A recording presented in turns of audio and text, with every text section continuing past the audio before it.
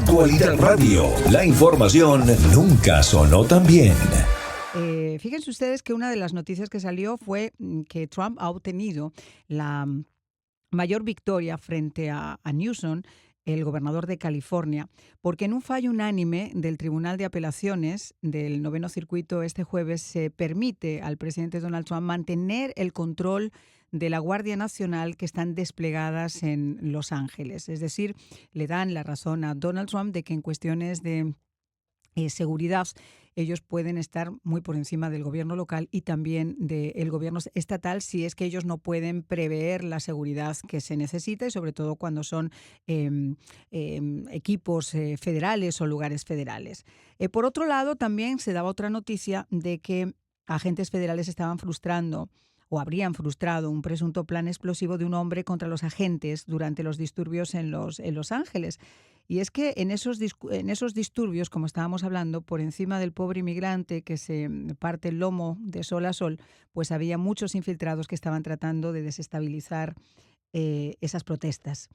Vamos a hablar sobre todo esto y vamos a hablar también de la decisión de Donald Trump de extender por tercera vez el plazo para la prohibición de TikTok. Ustedes saben que esto ha estado en candela, como se suele decir, porque dicen que TikTok realmente está utilizando esa plataforma para espiar a los Estados Unidos, para tomar información de cada uno de esos videos que la gente sube cuando utiliza esta plataforma. Y entonces le han dicho que está muy bien que tenga su negocio, pero que lo venda para que sea, al menos en Estados Unidos, una compañía americana quien pueda regularla. Esto no ha ocurrido todavía, ahora se daría otro plazo de 90 días. Y para hablar sobre todo esto tenemos con nosotros pues, a Daniel Garza, presidente de la coalición de la...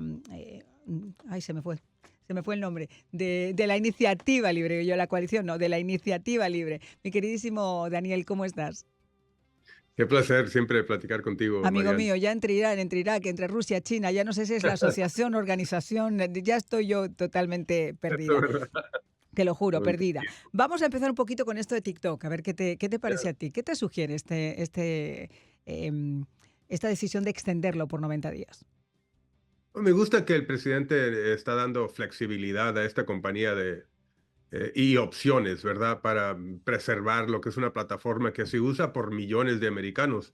Claro, siempre con esa cautela de que existe un peligro de que está bajo el control o el manejo de un Estado comunista que no tiene fines positivos para los usuarios. Entonces ahí tiene que entrar o mm, interferir lo que es el gobierno federal para proteger la ciudadanía, claro. Entonces, pero sí, siempre con esa flexibilidad y ojalá que pues todo se esté haciendo en forma donde se está protegiendo el usuario. Te quería, fíjate, estábamos hablando de lo de Newsom y la decisión de la Corte en estos momentos de darle la razón a Donald Trump para que sea él quien pueda decidir y manejar el tema de la Guardia Nacional. ¿Cómo lo ves tú? Mucho más después de lo que habíamos conversado, de lo que ocurrió en esas protestas que se extendieron además a otras ciudades del país. Pues, Mariana, a mí me encanta que la Corte Suprema, estos jueces pusieron a este hombre en Sí. su lugar. Ujú. Siempre porque actúa para trabar lo que es la agenda del presidente.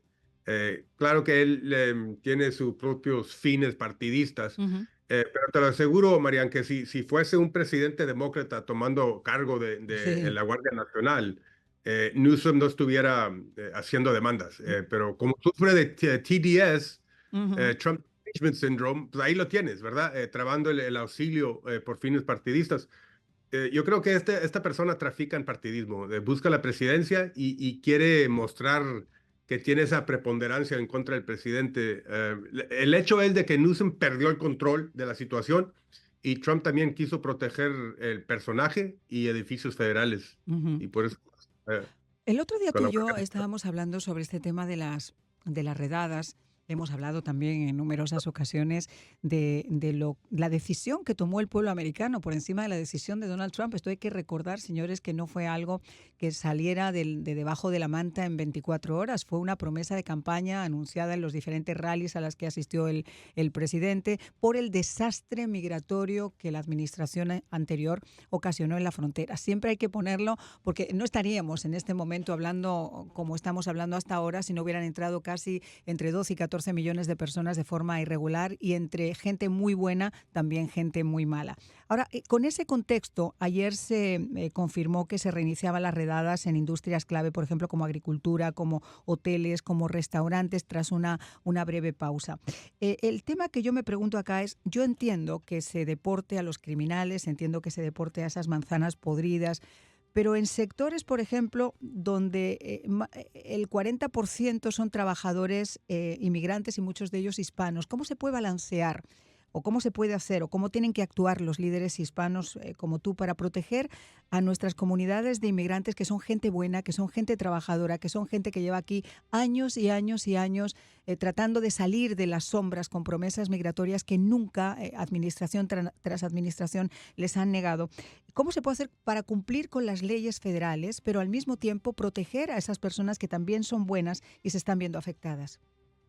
Bueno, para mí, Marian, el número uno problema de lo de los 10 millones que según entraron bajo esta última administración durante estos últimos 4 años fue el hecho de que no verificaron en forma adecuada quién eran estas personas, qué antecedentes criminales tenían, Ujú. qué intenciones tenían para entrar al país. Entonces, no se sabe. Por eso, pues, las deportaciones y Ujú. muchas personas están de acuerdo porque, pues, no sabemos si vienen a Claro. rifarse la vida, a trabajar duro, a Ujú. fortalecer el país o a explotar Y a lo vivir que del es el... welfare. Exacto, exactamente, quedar dependizados.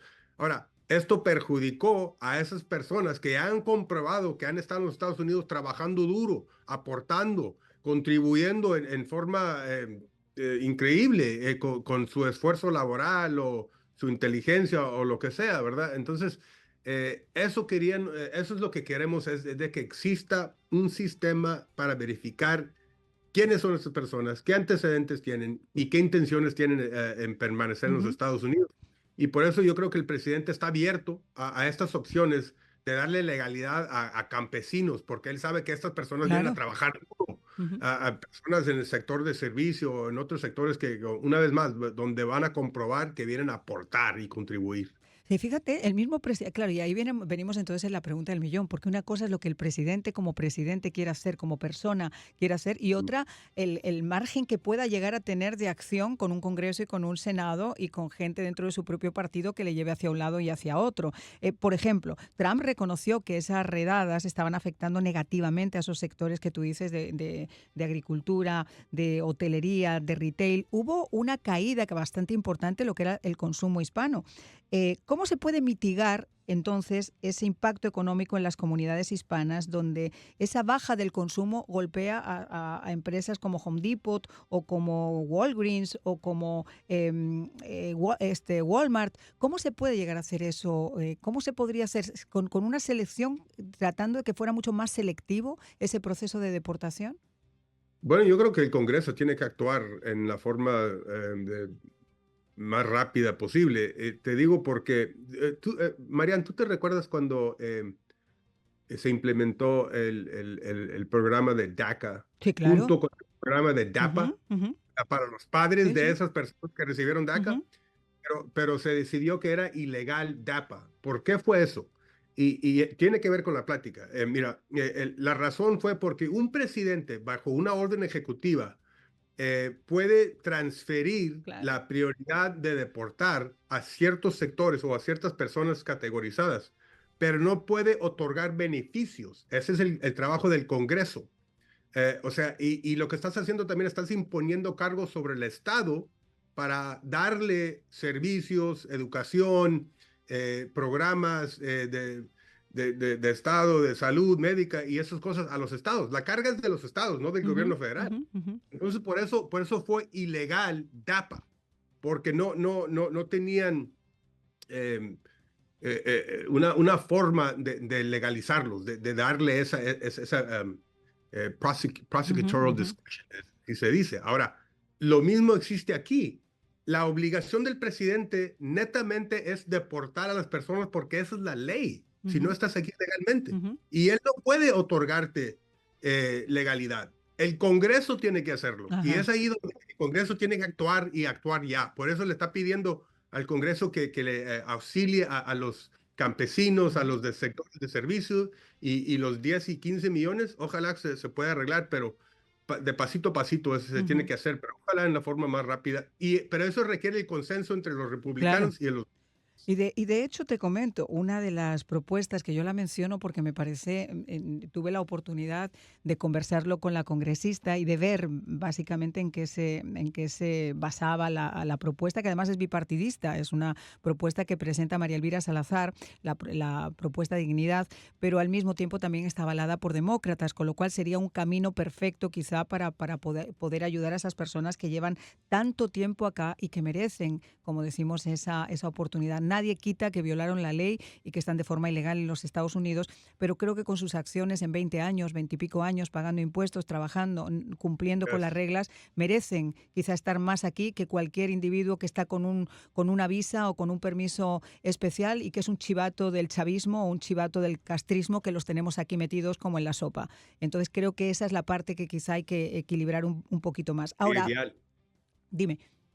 No, sería ideal. Yo creo que lo que da es permanencia, ¿verdad? Claro. Y certidumbre a esas personas que van a poder quedarse y aportar al país con libertad, en la luz. Y es Claro, lo que queremos para todos. Pero saber quién es quién y claro. qué intenciones tienen de estar aquí. Ya. Claro, pero fíjate, tú tocabas un punto que hoy, por ejemplo, estaba escuchando al presidente con su orden ejecutiva para bajar el 80% el precio de las medicinas. Estamos en un país donde, mira, yo vengo de Europa y a mí, cuando yo voy a Europa, por ejemplo, un antibiótico, te pongo un ejemplo, que aquí te puede costar hasta $200 por un antibiótico. Tú lo compras en cualquier farmacia por 15 y si te vas a América Latina lo compras por 8.